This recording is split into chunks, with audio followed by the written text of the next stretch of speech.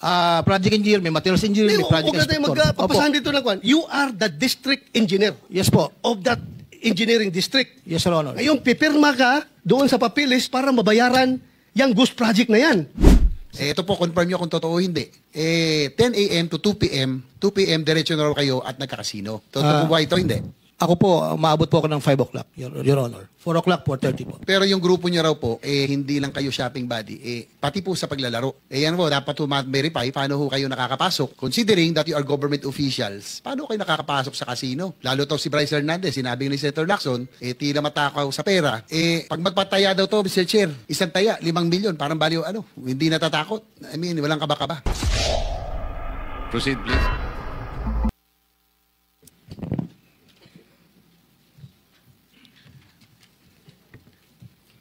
Adi, Henry Alcantara, kasi po, nabanggitin ko kayo, ito yung pagkakataon din na maklarify nyo at malinis yung pangalan dahil sa lumalabas dito sa pagdinig ng Blue Ribbon Committee at doon sa privilege speech ni Senator Lacson ay yung inyo pong District Engineering Office ang naging notorious sa Bulacan. At na-confirm din po at inamin din po ni Secretary Bonoan na meron indeed na lumalabas na ghost projects. Ang katanungan ko lang po dito, narinig nyo ba na meron pala totoo ba na merong doon sa inyong terminology, doon sa inyong distrito na merong mga proyektong pang-sports at merong pang-pamilya? Narinig nyo na po yun? Your Honor, Chair, parang hindi ko po mag-gets yung pang-sports saka pang-pamilya po. Kasi po, yan base ron sa dating commercial at saka ibig sabihin po niyan, pag sinabing pang-pamilya, ito po yung mga proyektong lehitimo, may execution at na-deliver ng mga lehitimong kontraktor.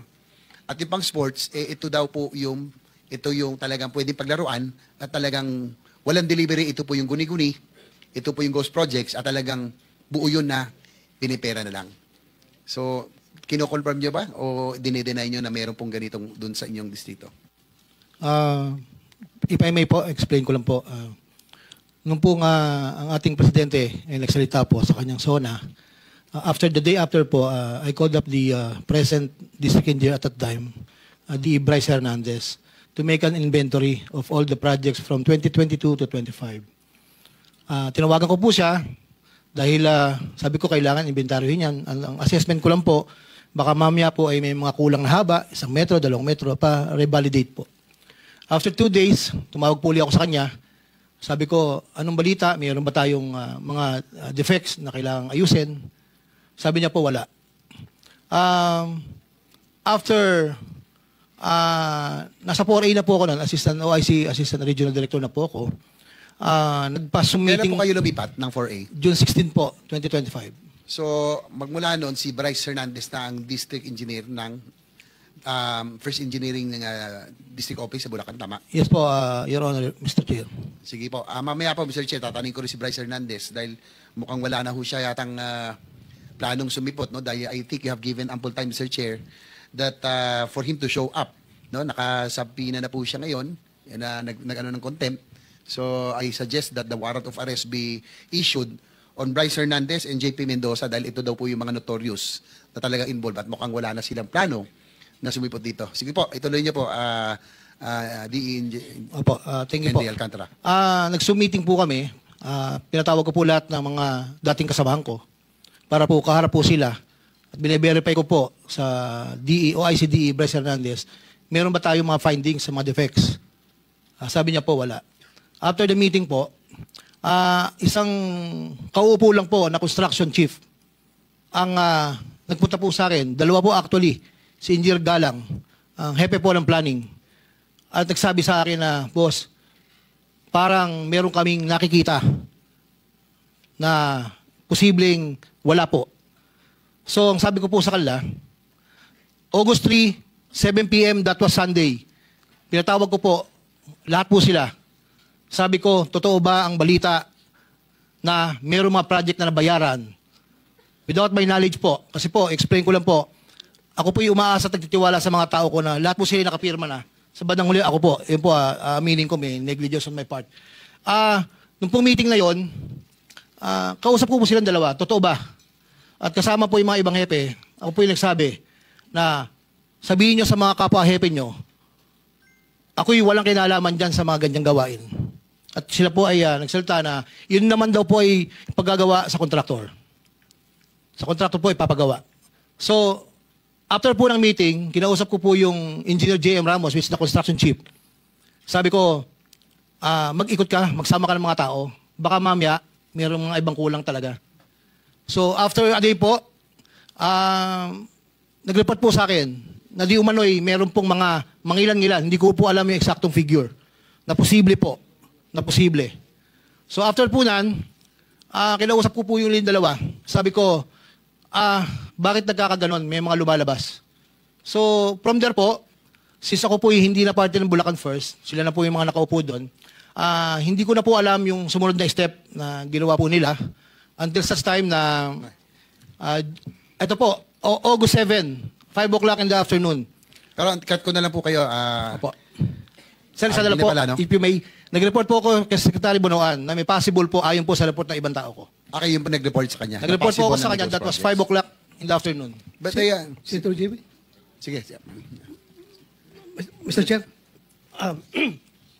kailan ka pinalitan ni Bryce Hernandez? June 16 po, 2025. So bago lang.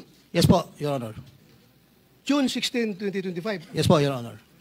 Alam mo, yung staff ni ni Senator Lacson, isang araw, 2 araw lang nilang pinuntahan, na-validate nila kaagad.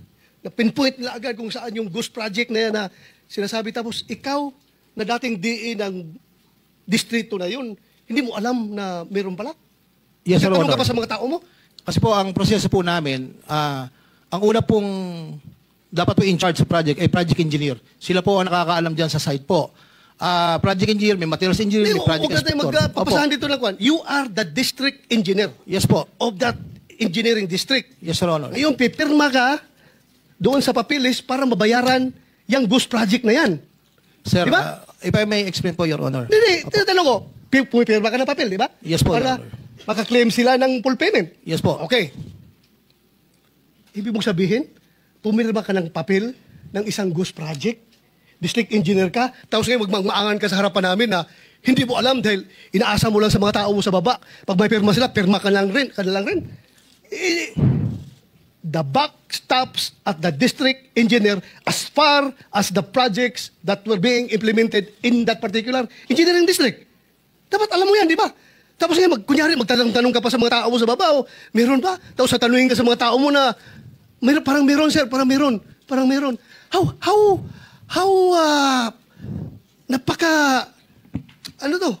Napaka-hirap intindihin na ikaw, district engineer, hindi mo alam. Tapos yung mga tao ni Senator Lacson, one day lang nila pinuntahan yan with the use of the GPS, na-locate nila, tinanong nga yung mga barangay officials doon, sabi, wala talaga yan, sir. Wala talaga. 2 days lang ginawa ng staff ng Senado. Ikaw, you've been there for how many years ka naging DA doon? 5.5 years, sir. 5.5 years. Tapos Senator hindi mo Bato. alam na may ghost project pala. Senator Bato, I think you made your point already. Thank you, Mr. Chair. Wala Chair. nang time Thank you. si Senator Salamat, Wala nang salamat. time, pero- Sorry, Okay Senator na. JB. The last point na lang, Mr. Chair, siguro ikot na lang po ako doon sa Hindi po lumabas po yung naging controversial kayo ni yung inyong successor na si Bryce Hernandez. Yung inyong lifestyle, no? Kasi nga, how can a district engineer afford a kind of lifestyle? Nakita niyo Marilo, no? Kayo nga, nakapatek Philip. Si Senator Bono, psychopathic lang eh. No? TW still ngayon, promoted na. Si Bryce Hernandez, ganoon din po. At ang meron ako, Mr. Chair, may information tayo.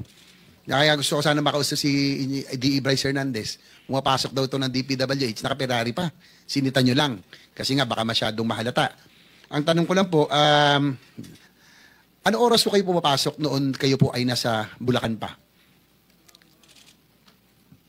Around, hindi po fix po lahat. Minsan po pag may meeting sa umaga sa NLEX Petro, nakipag-meeting po and then dumidiretso po ako sa office around 9 to 10 o'clock po. Ang aking informasyon, Mr. Chair, ay 10 a.m. Kadalasan doon kayo pumapasok. Yun, nung DE pa, tapos assistant nyo sila Bryce at yung sila JP Mendoza. At 2 p.m. daw, Mr. Chair, umaalis na po sila.